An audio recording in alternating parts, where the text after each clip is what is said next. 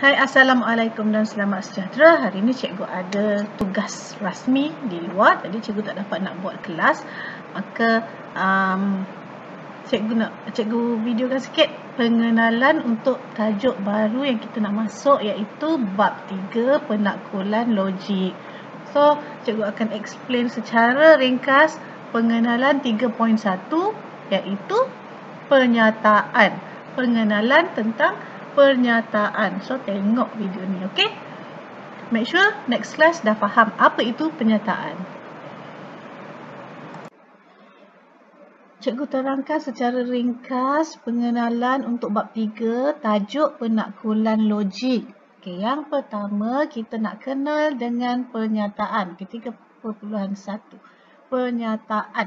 Okey, apa itu pernyataan? Pernyataan ialah suatu ayat yang dapat ditentukan nilai kebenarannya. Okey, apa itu nilai kebenaran? Kat situ cikgu dah tunjuk nilai kebenaran tu, bila kita sebut nilai kebenaran, ingat bila kita sebut nilai kebenaran, ia ada benar ataupun palsu. Itu je. Benar ke palsu. Okey. So, pernyataan ni merupakan suatu ayat yang dapat ditentukan nilai kebenarannya, sama ada benar ataupun palsu, tapi bukan kedua-duanya. Okey, itu adalah pernyataan. Okey, contoh. Cikgu bagi contoh yang pertama. Saya seorang kucing. Benar ke palsu? Kita manusia kan bukan kucing. So, ini adalah, kita boleh sebut, ini adalah ayat palsu. Ini adalah ayat palsu, maka bila kita boleh sebut dia adalah palsu, maka dia adalah pernyataan. Okey, pernyataan yang kebenarannya adalah palsu.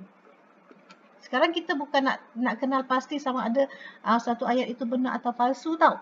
Kita nak pasti dia adalah pernyataan ataupun bukan. Okey, jadi sekarang ni oleh kerana saya seorang kucing tu adalah tipu, ayat tipu kan. Jadi bila kita tahu itu adalah palsu, maka dia adalah pernyataan. Okey.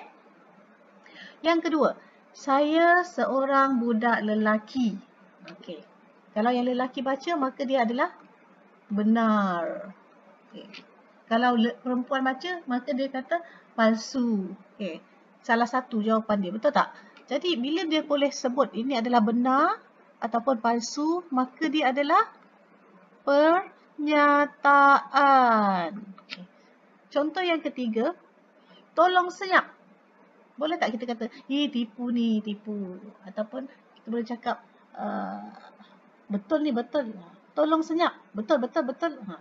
Tak, macam tu kan. Itu bukannya pernyataan. Sebab ini merupakan arahan. Okay, tolong senyap. Dia bukan pernyataan. Sebab kita tak boleh cakap dia benar ataupun palsu. So, ini bukan pernyataan. Yang keempat. Siapa kamu?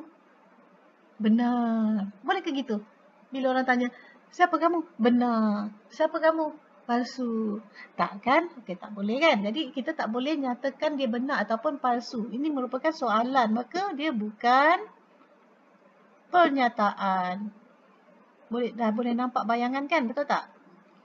Suatu ayat yang boleh kita katakan benar, kita boleh jawab itu atau benar ataupun palsu, maka itu adalah pernyataan. Okey, kita tengok contoh yang berbentuk matematik sikit. Contoh kelima. 2 tambah 3 sama dengan 5. Nilai kebenarannya benar, betul tak? Kita boleh cakap, ni ayat matematik ini adalah benar. Sebab 2 tambah 3 memang sama dengan 5. Bila dia kata benar, maka ini merupakan pernyataan. Yang keenam, contoh keenam. 2 darab 3 sama dengan 5. Nilai kebenarannya adalah palsu. Sebab 2 darab 3 sama dengan 6. Bukannya 5. Jadi ayat ditipu.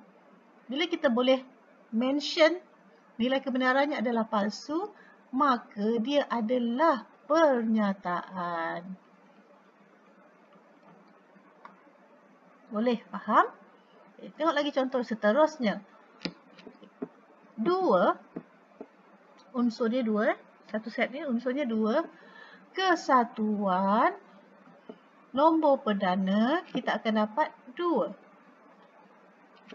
Benar ke palsu? Maksudnya gabung dengan nombor-nombor perdana lain, kita dapat 2 saja. Salah kan? Jadi ini adalah palsu. Bila kita boleh kata palsu, maka ia adalah pernyataan. Seterusnya contoh yang ke-8. Okay. Yang ke-8, contoh terakhir, semua bulatan mempunyai bucu. Bulatan, mana ada bucu? Tak ada bucu kan? Jadi, ayat ini kita boleh katakan dia adalah ayat palsu. Bila kita boleh mention palsu, maka dia adalah pernyataan. Okay, ini adalah pernyataan. Okey, last lah cikgu bagi. X lebih besar daripada 5. Adakah dia pernyataan? X lebih besar daripada 5. Tak ada syarat lain. Okay? X lebih besar daripada 5. Kita boleh cakap dia benar tak? Kita boleh kata dia palsu.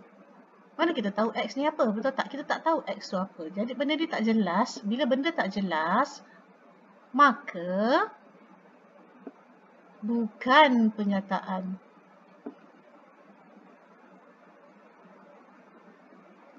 Sebabnya kita tak tahu nilai X tu apa. Okay? So tadi cikgu dah bagi contoh yang paling simple lah, cikgu rasa nak bagi betul-betul kenal apa itu pernyataan. Jadi untuk dapatkan lebih kefahaman, buka muka surat 56 dan 57 buku teks. Okay? Tengok contoh 1 dan contoh 2. So study kat situ. Okay? Jadi sampai sini dulu. Bye-bye.